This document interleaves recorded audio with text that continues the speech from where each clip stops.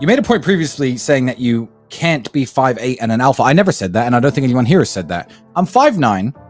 What do you think shorter guys should attain to be? Obviously not betas. Now, we were speaking 10 minutes ago about a very good friend of ours. Shout out to my boy, Prince, my homeboy, who is a G. And he's what, 5'7"? Turbo G. Turbo G. We were literally discussing this an hour ago in our own private conversations. So, Justin, I know you're the second tallest here. You're the same height as Andrew. Yep. So I actually have a really strong opinion about this because I think a lot of guys give up at like 5'8", 5'9", 5'10", all this bullshit. Bro, listen, if I was 5'8", living in Indiana today, I would go to the gym, get a good job, handle my fashion, handle fitness, handle all these different things. And look, you will be, I like to say, happier than a dog with 2 dicks with your 3'7" girlfriend. You don't need a 10. Plus, I'll tell you another thing about a 10. There's shit to be around. Hard work. You could have 3 10s and 3 7s in Indiana and probably be just as happy or if not more happy than if you had 3 10s. And 3 7s is 21 anyway, so that's better than most dudes with a 10. Yeah, with your King Ranch Ford. Quit fucking crying. Do it, bro. Because most any men would take 3 girls that were amazing to them, want to be around them all the time. And like, dude, being short is not a reason to quit at all. And Prince is a great example of that. He is. Because he's not tall, but he has literally maxed out everything from fitness, fashion, style. He does stuff for me. Yeah, he's a in business. Yeah. Bro, he's a war room guy. He's truly legit. He's a shining example of the short guy that's a pussy. He is screaming "fuck you" by his actions. Yep. But he is not crying about it. Yeah, correctly. But another way to view the world, it's just a wrong way to view the world. Every man understands you shouldn't be complaining about things you cannot change. You have to play the cards you're dealt. I can't be a cowboy, right?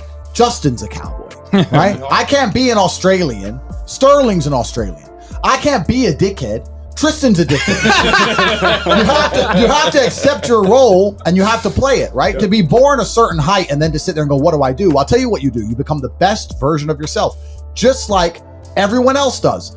We're all born, okay, let's say we were all blessed with height at this table. We still had to become the best version of ourselves. If I was only 6'3" and didn't achieve any of the other things I've achieved, none of you would be watching this podcast right now. True. Nothing about the height is in and of itself enough value for me to be a valuable man. As a man, you build your value.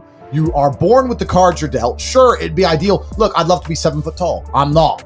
So it's the same argument. You can only become the best version of yourself, and to sit there and to constantly complain about it is a feminine frame. If you're 5'2", you need to become rich, strong, well-connected, and funny and charismatic and interesting and witty. If you're 6'4", you need to become rich, strong, well-connected. It's the same game. So to sit there and complain about it is asinine. In fact, asinine is the word of the day. Asinine is the word of the day. Now, Sterling, this is the first time ever in Romania a fan has come up to you and recognized you. And what did you say?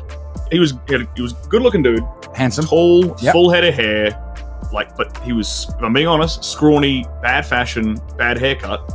He had, you said it, God's given him all these tools, advantages, and he hasn't taken advantage of them. He's folding on a handful of aces. He's got 4 aces, he's folding them. Yeah. But all of you, listen, ladies and gentlemen, and this is extremely important, all of you have a handful of aces. I don't think you understand that bacteria could have stolen your eyesight at the age of fucking 3.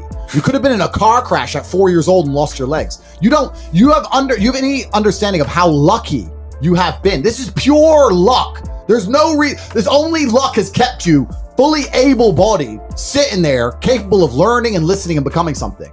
And then you're gonna sit there and pretend you don't have a pocket full of aces? You have a pocket full of aces along with everybody else. Every single person here is about to tell you a story of hardship.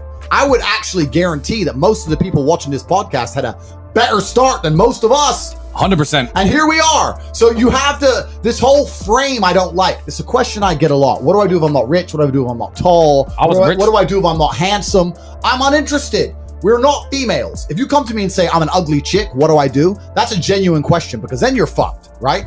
But if you're an ugly man, that's not real because you can become scary. You don't need to be good looking. You can be scary as hell. You can just be a monster. That's fine. You don't have to be handsome if you're scary, right? You don't really need to be that tall if you're important and rich. And when you walk in the room, you think when fucking Mayweather walks in the room, people give a shit? That's Mayweather. Now he's 5'3" or something, isn't he? He's tiny. He's tiny. Yeah, people shut the fuck up. That's right. So this whole narrative, this whole frame, the fact you even ask that question shows that you're fundamentally broken. So fix that. Fix that frame in your mind. You are viewing yourself as a short man. Stop it. Because then she's going to view you as a short man. Walk the fuck up and be the man. That's the answer to the question. There's no other answer to give you. You can't change it. That's the answer.